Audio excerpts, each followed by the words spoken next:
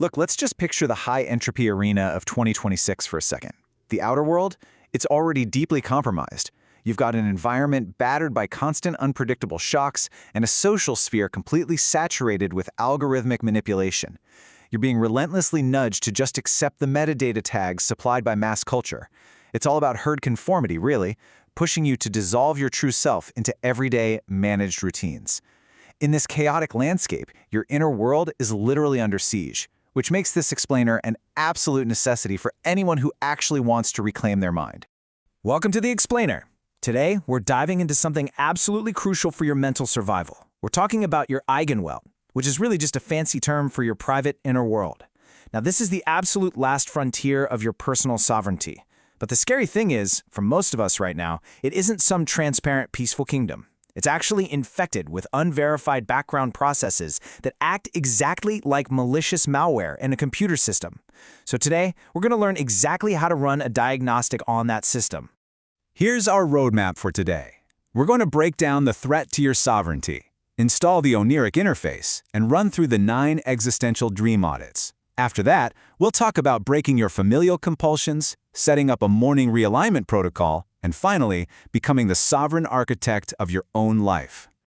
All right, let's jump right into part 1, the threat to your sovereignty. So, you might not even realize it, but your private inner world, your Eigenwelt, is incredibly cluttered. Without you even consenting to it, it's packed with herd-conforming scripts, inherited family compulsions, and these deeply repressed anxieties. Because we're constantly being bombarded and nudged by the outside world, these background processes end up dictating your actions and your moods. They literally function like malware, quietly running in the background, draining your processing power, and making sure you act like a predictable, managed object rather than an independent thinker. Okay, so how do we fix this? Let's move on to part 2, installing the Oneiric interface. Now, this concept completely flips the script on how we view dreams. Forget about dream catchers or mystical puzzles, and we definitely aren't looking at them as magical prophecies. Instead, think of them as the ultimate, unvarnished system diagnostic tool. Your dream state is literally the cleanest, raw data stream you have to audit the current design of your existence. Why? Because your dream self is way less bound by the conformity of the waking world. This is a massive shift in how we approach the mind. On one hand, you have traditional psychoanalysis, which usually treats dreams as these clever disguises for hidden, mostly Freudian desires. But we're adopting a totally different approach, the Days and Analytic lens, pulling from thinkers like Ludwig Binswanger and Martin Heidegger. Basically, we look at the dream phenomenologically. We drop the borrowed preconceptions and treat the dream as a direct revelation of your actual existence and how you design your world. No hunting for hidden symbols, just looking at the raw structure of your being, completely free from the influence of mass culture. Let's ground this with a real-world example, okay? Imagine a guy who, in his waking life, spends years projecting this image of high, unshakable confidence. But his dreams constantly cast him as a small boy desperately trying to please a supercritical father. Now, if he just writes this off as a weird dream, nothing changes. But by using the Oneiric interface and treating that dream as raw data, the inherited pattern suddenly becomes visible. The malware is exposed. And because it's out in the open for the very first time, his behavior becomes a choice rather than an automatic reaction. So, what are we actually looking for? Let's dive into part 3, the 9 existential dream audits. The key here is that you don't just remember a dream, you perform a systematic introspection using 9 specific existential dimensions. For example, are you stuck replaying past trauma? That's your being in time. Do you feel trapped in tiny, narrow spaces? That reflects your being in space. Is your dream body just a mechanical thing or a lived experience? What's the dominant mood? You're being attuned. That's designing that inner world. These 9 dimensions take the chaotic, confusing mess of your dreams and turn it into a highly precise, actionable diagnostic. This is where the rubber meets the road. Mapping your dreams against these metrics reveals whether you're making authentic choices or just blindly acting out inherited compulsions. Take being with, for instance. When you dream, are other people just objects for you to manage, or are they actual partners you trust?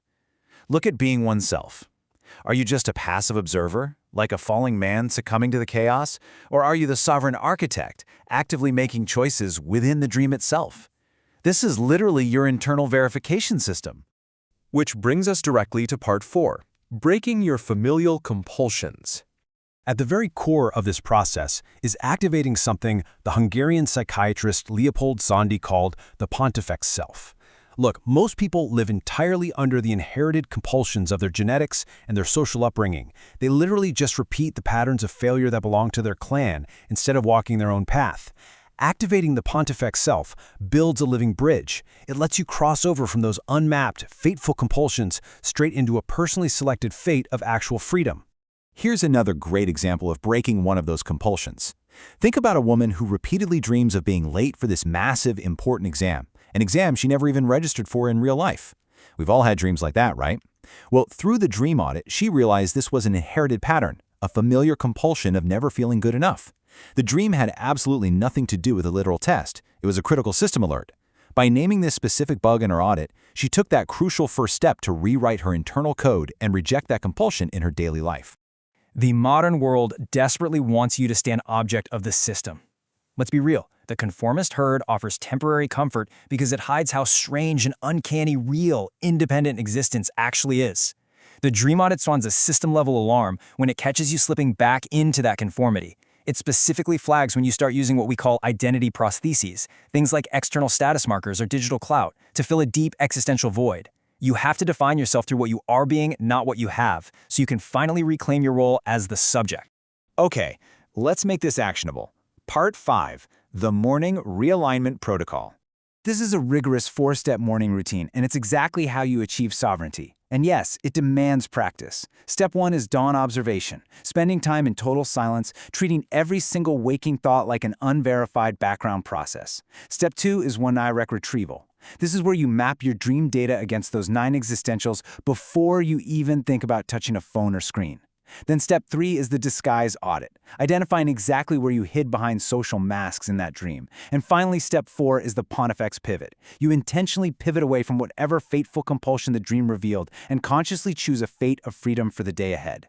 We've made it to the final stage, Part 6, Becoming the Sovereign Architect. This is the greatest risk we face today, becoming a hollow operator.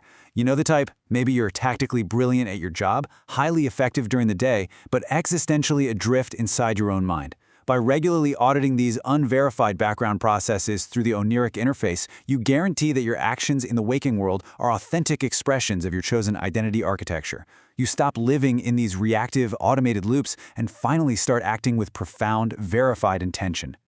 All of this framework leads us to our ultimate goal, which is tragic optimism. This basically means saying yes to life and actively building your inner architecture, even when external institutions are collapsing and everything feels like entropy. You're no longer trying to literally outrun death. Instead, you learn to beat death in life by existing fully and authentically every single day, completely free from those hidden drives of the unconscious.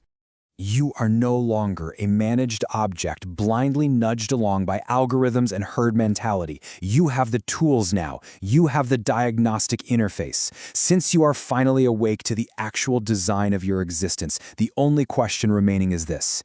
You are the architect now. So what kind of sovereign world are you going to build today?